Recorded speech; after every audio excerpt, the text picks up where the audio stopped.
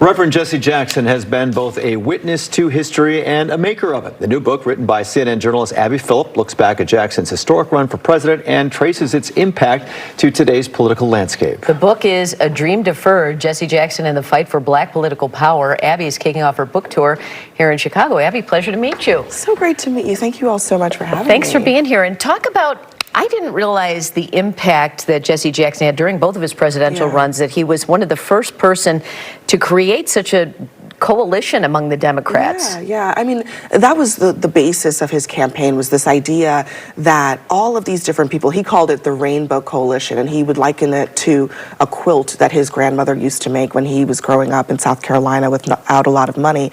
And he talked about black people, white people, people of different sexual orientations, Asian Americans, Hispanic Americans, all being part of this coalition of politics based on their shared economic interests. And that's something that I think Democrats now talk about, coalition politics, but merging, economic interests and racial justice and social justice is something that Jesse Jackson did really for the first time.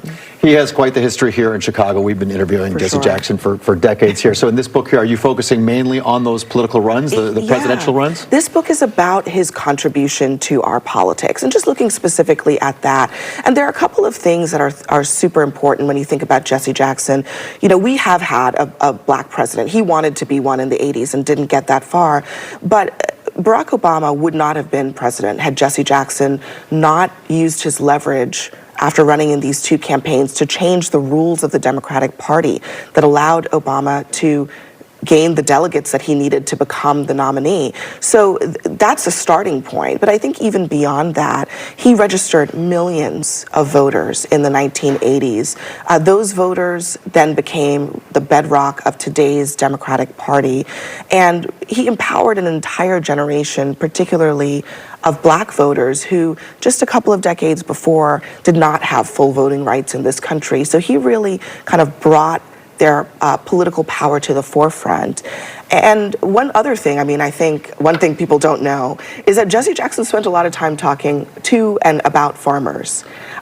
People in Missouri and Iowa and other places, white farmers who became a part of his campaign too. So he had a very diverse campaign, more so than I think a lot of people give him credit for. He's also a very polarizing figure, and he had a lot of missteps over the years, and it might have cost him his run for president in 1984. Do you talk about that in your book? Absolutely. You can't talk about 1984 without looking at those controversies. There was, the main one was that he used the term Hymietown and spent most of the rest of the campaign, it's a derogatory term about Jewish people, and he spent most of the rest of the campaign apologizing for it, answering for it.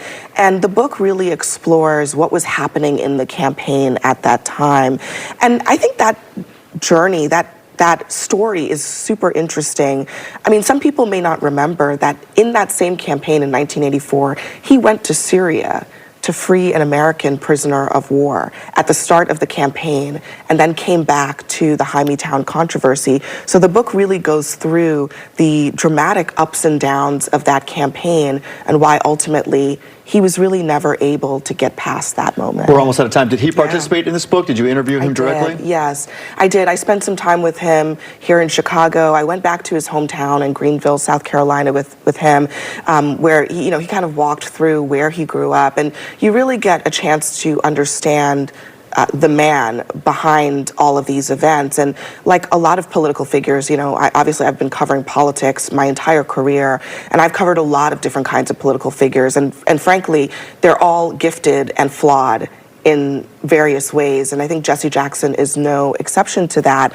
But you really get to understand what was behind all of these events, what was behind those gifts, what was behind those flaws, and the book really explores that. Well, Abby, thanks for being here. The book is A Dream Deferred, Jesse Jackson and the Fight for Black Political Power. Abby's going to be speaking at an event tonight at the First United Methodist Church in the Loop. For more, you can check out howtoacademy.com. Thanks, Abby. Thanks, Abby. Appreciate being here. Great to see you.